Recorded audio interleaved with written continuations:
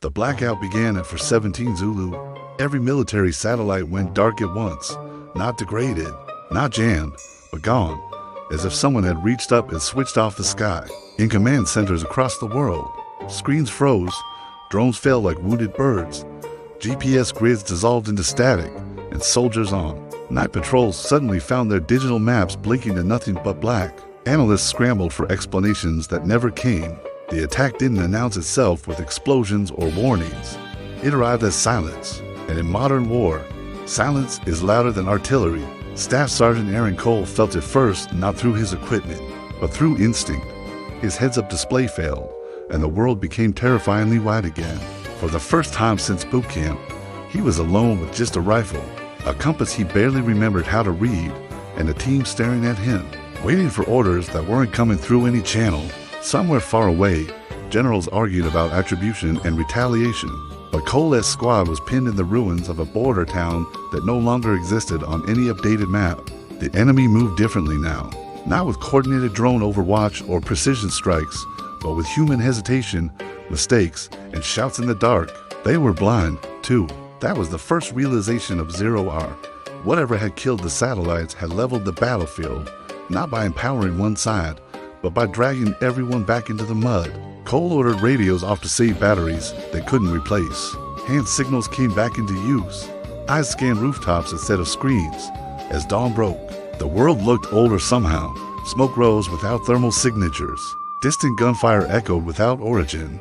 Points, the squad advanced by landmarks that wouldn't exist tomorrow: a burned bus, a church spire, a collapsed cell tower that mocked the very idea of connection.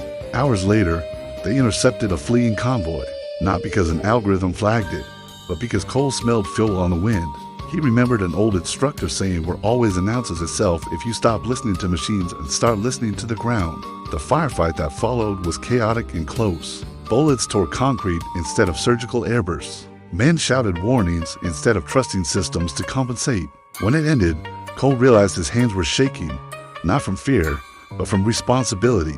Without comms, every decision was final, personal.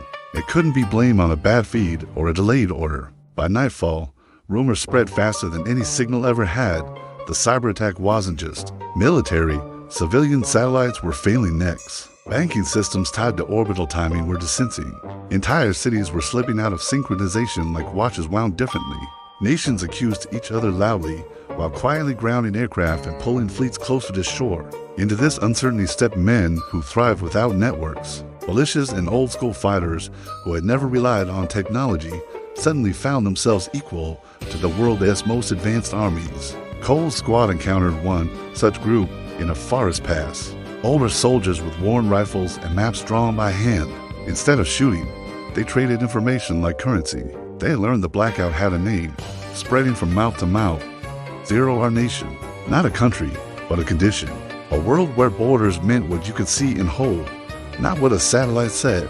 As days passed without reconnection, the chain of command fractured, not into chaos, but into autonomy. Platoons made their own calls. Some held ground, others retreated. Some switched sides, or chose to protect civilians instead of objectives that no longer made sense. Cole wrestled with orders that came hours late, on handwritten notes delivered by runners, instructions already obsolete by the time they arrived. The war shifted from synchronized campaigns to 1,000 local wars, shaped by leaders on the ground. The most dangerous thing was no longer firepower, but misinformation. Rumors of restored satellites lured units into traps, false ceasefires, phantom air support that never came. Cole learned to trust only what his eyes confirmed. He taught his squad to navigate by stars, to count rounds instead of relying on digital ammo counters, to listen for footsteps instead of pings. In one village, they defended civilians against looters, not because it was ordered, but because it felt like the only thing that mattered when the grand strategy had collapsed. As weeks turned into months, the world adapted unevenly. Some regions stabilized into low-tech standoffs. Others burned as old grudges resurfaced without the suppressing presence of constant surveillance. Somewhere, in a bunker, a classified report concluded the cyberattack wasn't meant to win a war, but to reset warfare itself, to prove that the most advanced militaries were brittle without their technological scaffolding. The report named Zero Our Nation not as an enemy, but as a warning. Cole never read it. He was busy surviving an ambush in a mountain pass where the enemy used bells and mirrors to signal. When he outmaneuvered them using terrain and patience learned the hard way, he understood that the future of war had briefly looked like the past.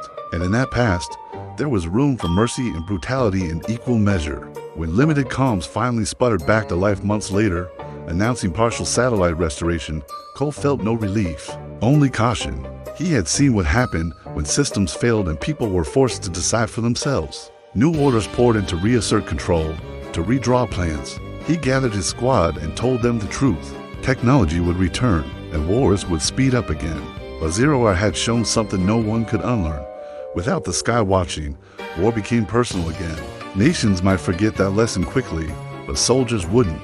Because once you fought without a map telling you where you are, or a drone telling you who to kill, you realize something profound. The most dangerous weapon was never the satellites or the cyberattacks.